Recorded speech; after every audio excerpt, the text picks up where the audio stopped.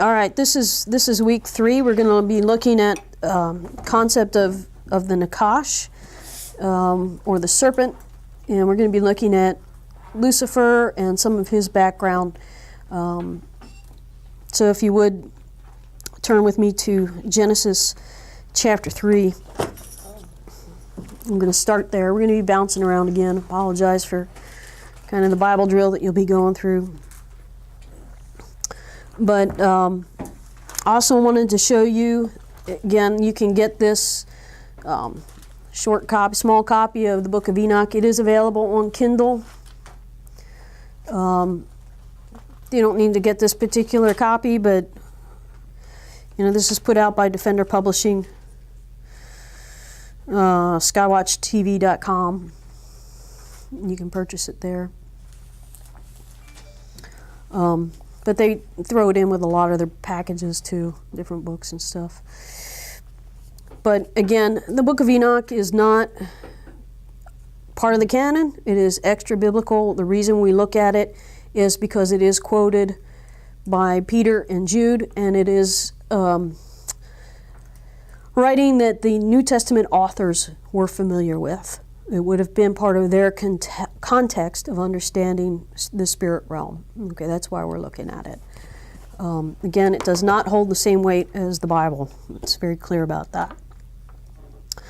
But in Genesis chapter 3, this is where the interaction takes place in the Garden of Eden between Eve and what is known as the serpent. Okay, so he's described in Genesis chapter 3. Now the serpent was more crafty or more subtle or more cunning than any beast of the field which Yahweh had made. And he said to the woman, indeed, has God said? Did God really say? Did he really say this? You shall not eat from any of the tree of the garden. And the woman replies, from the fruit of the trees of the garden we may eat, but from the fruit of the tree which is in the middle of the garden, God has said, you now shall not eat from it. Now here's where she adds to it, because God did not say this. Or touch it. He never told her not to touch it. Never told them not to touch it. He said, thou shalt not eat of it, for you shall surely die. So the serpent says to the woman, you're not going to die. What does he call God? A liar. Okay, so he's undermining her faith and her confidence, provoking doubt. He still does the same thing today. And he contradicts things. He says, for God knows in that day you eat of it, your eyes will be opened, you'll be enlightened. This is also why the Illuminati is called the Illuminati. They're the enlightened ones. He's still promising this. You'll be enlightened, and you will be like what? You'll be like God. You can be God. You can be Elohim. You can be little gods, just like us. Okay? Knowing good from evil. Well, knowing good from evil means that evil at that point was present. So, what do we mean by that? Well, Nachash, or the serpent, most people refer to him as Satan. Honestly, we don't know that for sure. This could have been another fallen one, a variation. You'll see why we kind of wonder. So, when the woman saw that the tree was good, now here she violates Proverbs 3, 5, and 6. Okay? Trust in the Lord with all your heart, lean not on your own understanding, all your ways acknowledge him, make your path straight. Okay? She doesn't trust. She leans on her own understanding, and she draws the wrong conclusion. Okay? And it leads her into trouble, and the rest of us as well. So she looks at the tree. It looks good. There's no rotting fruit. There's no maggots. There's no stench. I mean, it looks like it should be good. It looks like it should be good. It doesn't look evil. It looks good. See, this is why it's called the tree of knowledge of good and evil. It's really up to that person to decide then what's good and what's not good. That's really a decision for God to make, not for us. One of you could say, hey, I really like Robyn's Nissan, Altima. It would be good for me to have that car. Okay, and then, you take the car. Well, that's good for you, but it ain't good for me, because now I'm minus my car, right? So, that's a silly, stupid example of it, but it's really up for God to decide what's good and what's evil, not for us. So, she also gives to her husband, and he eats, and we get a whole mess as a result. But the interesting thing that we want to look at here is that word for serpent in the Hebrew is the word Nachash, N-A-C-H-A-S-H, Nachash, N-A-C-H-A-S-H, Nachash. And technically, you should put the straight line over the A's, because without the A's is a different word in Hebrew. Without the line is a different word in Hebrew. So it's the Nachash, and the reason why they translate that word is most commonly translated as serpent, but it also has the connotation of being bright or shiny brass. And this is also why it can also be translated the shining one or the shiny serpent. Okay? So I want us to understand too that in the Garden of Eden, for them to interact with intradimensional beings, in other words, the angelic realm, and there are a whole variety of beings, imagers that God made. You've got the seraphim, the cherubim, the Opharim, and the Rephaim, and all. There's different ones that are in existence, and we've seen some of those in Isaiah 6 and in Daniel and some in Ezekiel. Some weird-looking creatures. Okay, so for them to interact with one of these isn't unusual for them. There was no, oh gee, what's that? Let's freak out and pass out. Like when you see someone in the Old Testament get caught up into the heavens, in Isaiah, for example, Isaiah is like, oh my word. John, chapter 4, when he's caught up in heaven, he's undone, okay? For Adam and Eve, this was probably a pretty ordinary experience, okay, for them to interact. Because remember, they walked with Yahweh in the cool of the garden too. So however he manifested, this was the norm for them. And remember, they were also part of the divine council. So for them, this was not an unusual thing to interact with one of these. So we're going to skip with, I don't want this to be necessarily a verse by verse through Genesis 3. Do you think that this angelic realm was curious about Adam and Eve since they were the first? Or well, I think the angelic realm was in on the idea. Okay, again, we talked about that in one of the previous classes. Is that it was a divine council meeting that brought about the let's make man. Okay.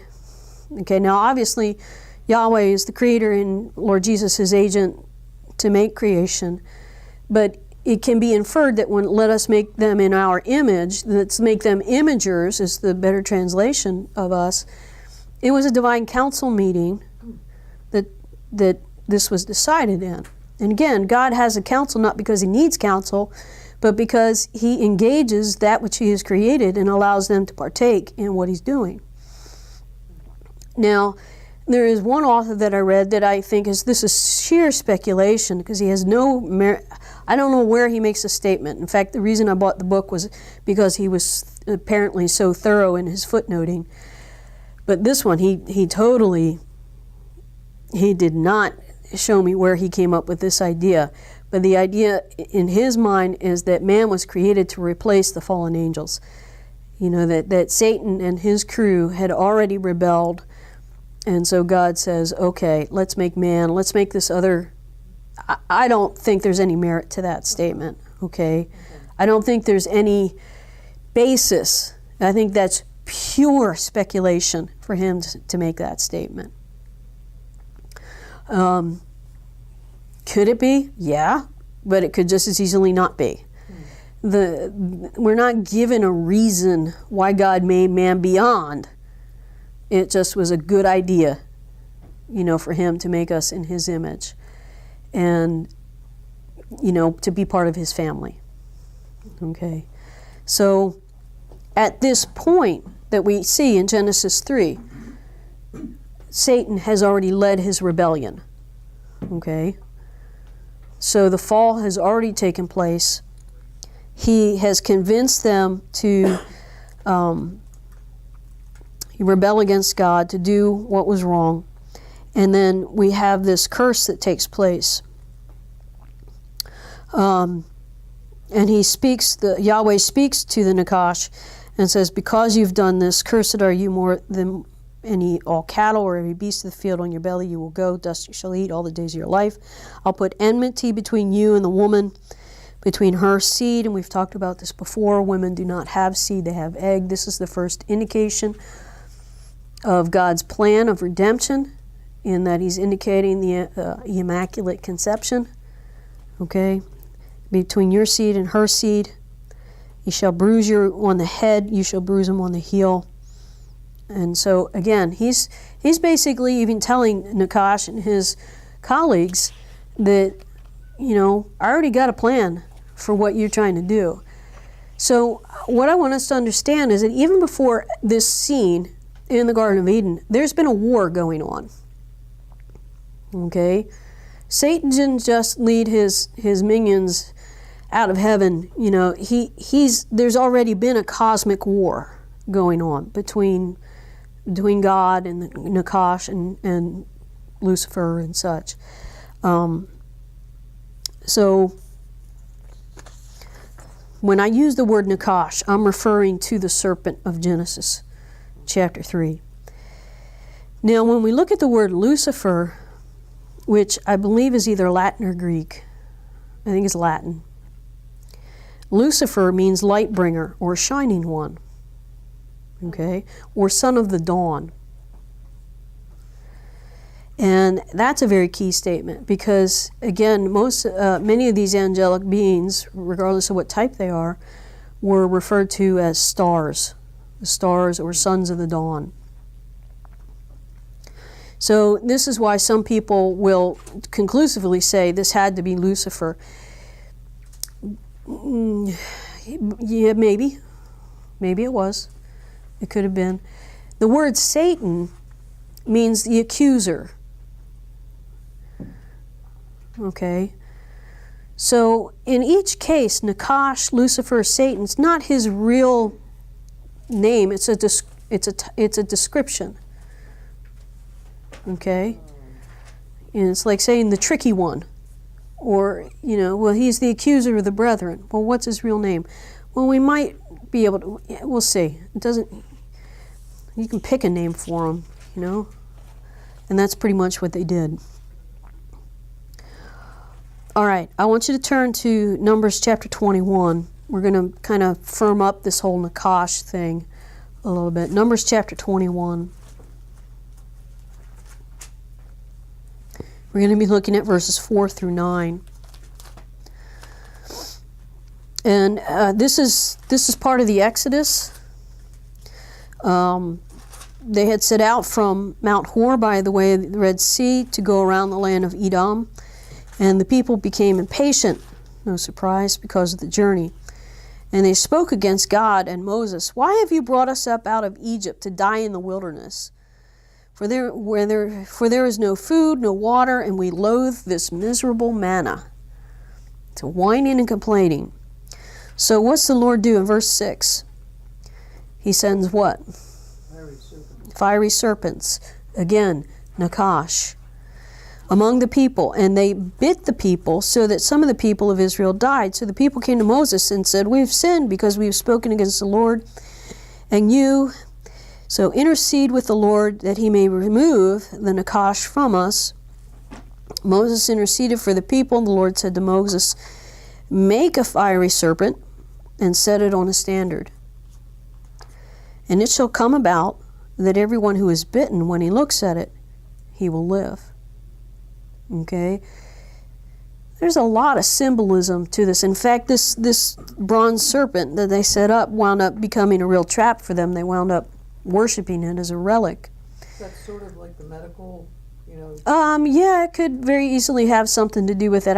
I remember seeing the origin of that, but I don't recollect for sure. I can't say definitively that that's where it came from.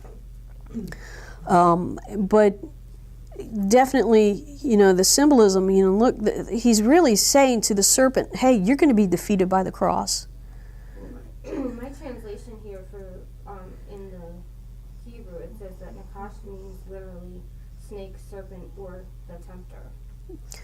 Well, that again, For those verses, not for the Numbers verses, but for the Genesis one. Yeah, snake, serpent.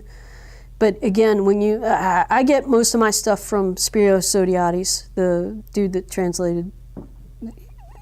It's a reference book, but yeah, the serpent, fiery one, shining one. The fact that the word tempter is not, I don't see that anywhere in the Hebrew lexicons that I looked at, but he definitely did tempt, that's for sure. But the fiery serpent, it's interesting, they would put him on a pole and perhaps, set it on a standard. It didn't have to be a cross, but most standards had a crossbar. But maybe that was a symbol to Satan saying, look, the cross is going to defeat you. It could have been a message, subtle message that the Lord sent him there too. But the word fiery serpent in the Hebrew is two words. It's a compound word, saraf Nachash. Saraf is the root word, same root word where we get seraphim, okay, which is a heavenly being that seraphim roughly translates burning ones. In other words, they're lit up. They shine. Okay, when the Lord Jesus showed himself on the Mount of Transfiguration, what did he do? He lit up. Okay, these heavenly creatures shine forth the glory of God. Okay, so these seraphim, and we're going to look at them in a moment, had an energy emanating from them. Okay, so Saraf Nachash, which is used, these fiery serpents, would be an emphasis on, and what struck me is that they have these festivals around the world. The one that we know of the most is one that happens out in the desert called Burning Man. Interesting that, if the seraphim could roughly translate burning ones, isn't it interesting that they would choose that name, Burning Man? And a lot of what goes on there, the perversion, but it's also New Age. You shall be as God. Yeah. A lot of New Age philosophy taught at these festivals. They shouldn't be Burning Man, they should be like Shining Ones or the Enlightened Ones or whatever, because that's what they're trying to teach. Last time we looked at Isaiah chapter 6, and we're just going to, you don't have to go there, but the first two verses of Isaiah 6, in the year King Uzziah died, I saw the Lord sitting on the throne, lofty and exalted, with the train of his robe filling the temple. Seraphim, or these shining ones, these burning ones, stood above him. And they each had 6 wings. 2 they covered their face, 2 they covered their feet, and with 2 that they flew. So these Saraf Nachash, these burning ones, these interesting creatures, the root word, again, for seraphim is seraph, meaning the same word translated serpent in Numbers and Deuteronomy. In fact, aside from the Isaiah 6 passage, every single mention of seraphim in the Old Testament refers to serpentine beings. Serpent-shaped, say that 5 times, serpent-like beings. The bottom line is this, that while what Adam and Eve saw in the garden was not a talking snake, okay, it's not like Jungle Book, where the snake drops down and you can do my eyes, okay? It wasn't a talking snake, but rather it was Nachash, a radiant, divine entity, very likely of serpentine appearance, okay? And when you look at, and I don't want to get into this too much, but when you look at some of the ancient civilizations and symbolism in the Sumerians and the Egyptians and such, these, even think about King Tut's covering, the face mask was of a cobra, a serpent, and it guarded the king. A lot of their thrones, a lot of their artwork, even the temple itself, had these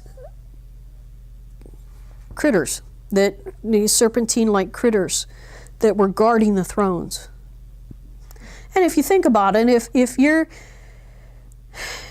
want to approach or come up to the king and he's got these snakes surrounding him, protecting him, you go near. I am not going near snakes. I hate snakes.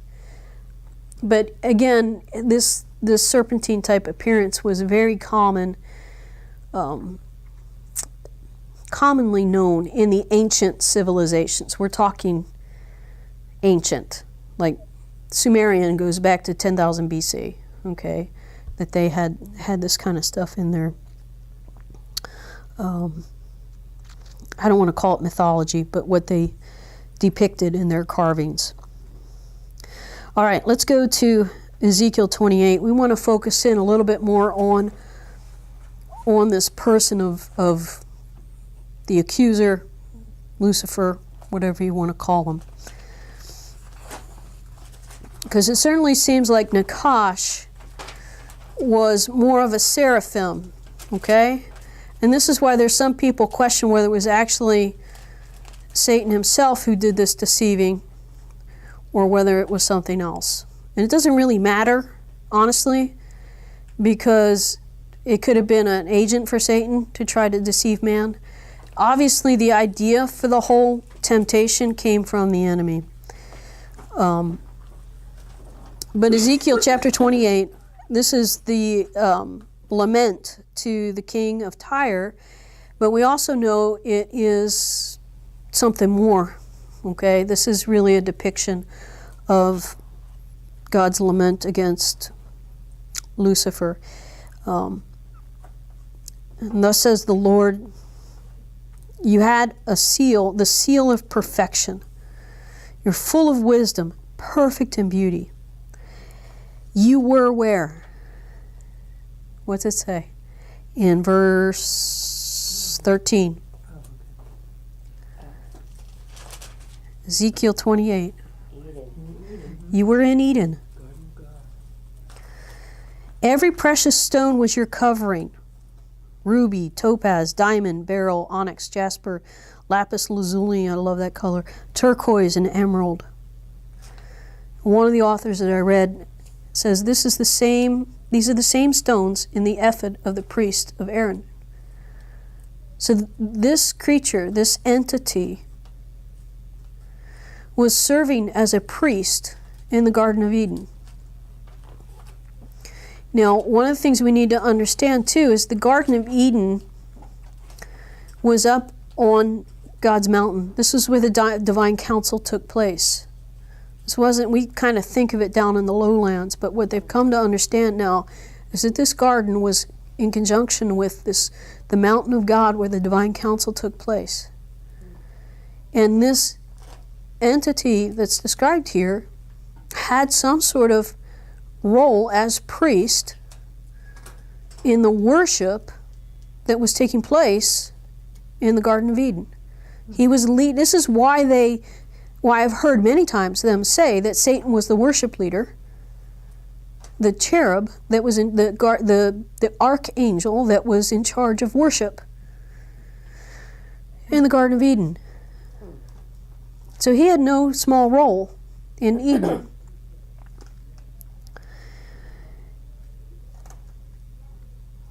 The gold and the workmanship of your settings of socket was in you. On the day that you were created, they were prepared. The God's purpose for creating him was for him to be the priest. And interesting, if he really was the high priest of Eden, Jesus then comes and fills that role. He becomes our high priest. What Satan was supposed to do was lead man to worship God. That was his job. to teach Adam and Eve and all of their offspring how to worship God, how to know God. That was his job. But instead, what happens? We'll see in a moment. But in verse 14, you were what? The anointed, what was he described as? Cherub, who covers. He was not a seraphim, he was a cherubim. And not like the medieval art depicts of this fat little baby with wings flying around with a harp. Okay? That's not what cherubs look like. And so Yahweh says, I placed you there. You were on the holy mountain of God. This is why the Garden of Eden is conjunction with the mountain. You were on the holy mountain of God. You walked in the midst of the stones of fire. Now the stones of fire would have been the altar. You remember when Isaiah, an angel takes a burning coal and touches his lips. Again, symbolizing his priesthood. You were blameless in your ways from the day you were created until what? Until iniquity, unrighteousness was found in you. By the abundance of your trade, you were internally filled with violence. He started to like things and merchandise and just stuff. He was filled internally with violence and you sinned. Therefore what? I have cast you as profane from the mountain of God. He was kicked out. I have destroyed you, O what? Covering cherub. What does that mean, covering cherub? We'll get there. I promise. From the midst of the stones of fire, he was kicked out. He was dismissed from his job. Your heart was lifted up because of your beauty. You corrupted your wisdom by the reason of your splendor. I'm beautiful, I want to be worshipped. I cast you to the ground. I put you before kings that they may see you, so the leaders of the world will come to see. That they may see that by the multitude of your iniquities and the unrighteousness of your trade, you profaned your sanctuaries. Satan would lead many, many false gods and people to worship false gods, and this worship was profane. The sacrificing of children, the sexual iniquity that was carried out in these false religions is unreal. Therefore I have brought fire from the midst of you. The shining one, the burning one, began to burn up. And it has consumed you. I have turned you to ashes on the earth in the eyes of all who see you. All who know you among the peoples are appalled at you. You've become terrifying, and you will cease to be forever. So he kind of ran the whole gamut of what he's going to be doing to this covering cherub who decided, I'm not going to worship. I'm not going to lead these people in worship. I want them to worship me. So what is a cherub or a cherubim? They're actually mentioned more often in the Old Testament than the seraphim. It usually it's usually referenced in the description of the mercy seat. So when you think about the Ark of the Covenant and the two cherubs with their wings facing over, it covered the earth of the mercy seat. So the covering of the very presence of God. So these cherubim were constantly in the presence of God and were kind of right there. And we're responsible for worship. They were also the ones that were set to guard once Adam and Eve were kicked out, cherubim were set to guard the entrance of the Garden of Eden so they wouldn't go back in and eat of the tree of life and have no hope. They served as Yahweh's throne bearers, okay? They guarded the throne. Lucifer, as described here, he wore an ephod like Aaron's priesthood. We talked about that. He may have been the high priest of the Garden of Eden. Eden was a lush, well-watered garden on the holy mountain of God, which is where Yahweh presided over his divine council. The council included the first humans. This is a quote from The Great Inception by Derek Gilbert. They walked and talked with the supernatural, quote-unquote, sons of God, lowercase Elohim, who, based on clues scattered throughout the Bible, were beautiful, radiant beings. The long war between Yahweh and the sons of God who rebelled is not just about control of the spirit realm, it's also about whether humanity will be restored to its rightful place in the seat of the gods. In other words, as members of God's council on the holy mountain of God. We're going to have to stop there, unfortunately. I want to get into Isaiah 14 next time and some other texts that talk about Lucifer, and Ezekiel 28 as well, and understand that the Nachash may or may not have been Lucifer himself, because Nachash would refer to a seraphim, but he could have been an agent. Definitely Satan had his hand in what went on. Okay? So I'm not going to get anybody's case who says, yeah, Satan deceived Eve, because I've said that plenty of times. It may have been him. Okay? But there is a difference between a seraphim and a cherubim. Okay? And is it the cherubim higher than seraphim? The cherubim would be have more authority, yeah.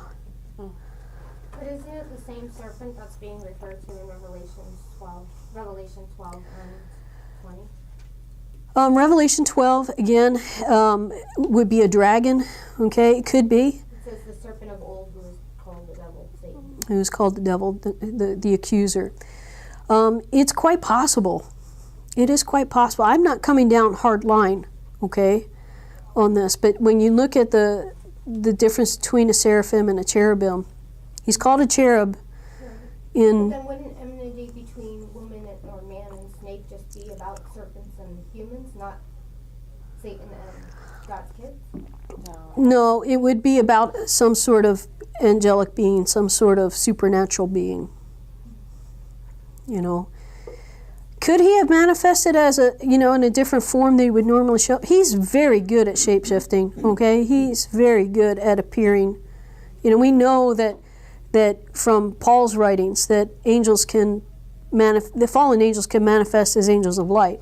So they can, he could have easily shown up as a seraphim and deceived, and she didn't realize it was him. She may have well known that this former high priest of Eden was not a good guy. So he may have shown up in a different form. Okay? I am not saying that Nachash wasn't Satan. I'm saying that Nachash is a very interesting word, usually in reference to seraphim, not cherubim. And so that's why it just merits some pondering, But that's how slick the devil is, though, because I know a lot of people that get caught up in that, and that surface, let me just stop and look at the fact that it was a serpent or it was this, and not dig deeper to see what the true spiritual meaning of that encounter was, or Satan and his role and what he plays. Yeah. I just had that conversation with my dad actually the other day. I believe animals are going to talk, or they always talk, and it's like, that's, you know what I mean? Because our minds are so finite. So if we get tripped up and caught on the superficial meaning of what's being said, then we don't see the true underlining spiritual meaning. You know what I mean? Yeah. Well, what we know is that there's a war going on, a cosmic war. A cosmic chess match is another term that some folks have used. So, I wouldn't put it past Lucifer to show up in a lesser form so that she doesn't recognize that it's him. Right. Yeah. Okay? She might have had better interactions with seraphim and said, this seraphim's just trying to help me out, Either way, she was deceived. Adam was tricked. Adam rebelled. She was deceived. Adam rebelled. And hasn't been the same for us since. But God's plan is still unfolding, and Satan hasn't been able to stop what was stated. And we'll talk about that more. Why do you think he rebelled? Do you think that he rebelled because, now he had this helpmeet and he had this woman, and if I stand up to her and I tell her no, it's wrong, am I going to lose her and be alone again and give into the spirit of fear? It's possible, yeah.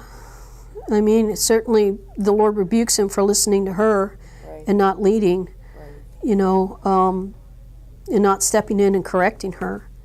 But she had already eaten, And so, yeah, what am I going to do? Who am I going to love? Am I going to love God, or am I going to, love her? And yeah, he was in a pickle. That's for sure.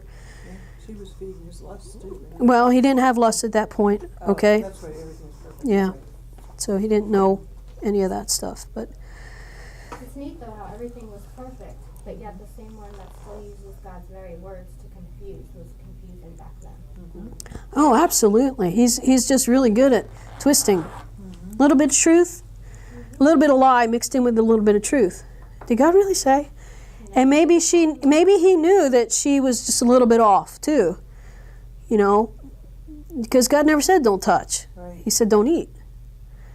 And as soon as she started to rely on for herself and decided what was good, that's when the problem began. And he had her. But he had already, was already a player. We don't really know how much time there was between the creation and putting them in the garden. And, if he indeed was the high priest of Eden, then he functioned in that role for a point and then fell. And we don't know how well she knew the cherub version of him. But we even know Jesus well, and I know, at least for myself, there's times that I sit there and, I'm listening to this and it sounds mostly true. Yeah, he's very good at it. Rely on our own selves, and we, just like Eve, Mm-hmm. stumble. Absolutely. We get caught Yep. in our emotions. Well, we're going to wrap up. Let's pray, and we'll let you go. Father, I just thank you for the victory that you've given us over the enemy, that he has no hold on us. He has no capacity to mess with us unless we let him. And so, Lord, may we be students of your word. May we be quick to trust you with all our heart. May we be quick not to figure things out for ourselves. May we be quick to just simply rest in you and know that you're going to make our path straight instead of letting the enemy twist and distort things.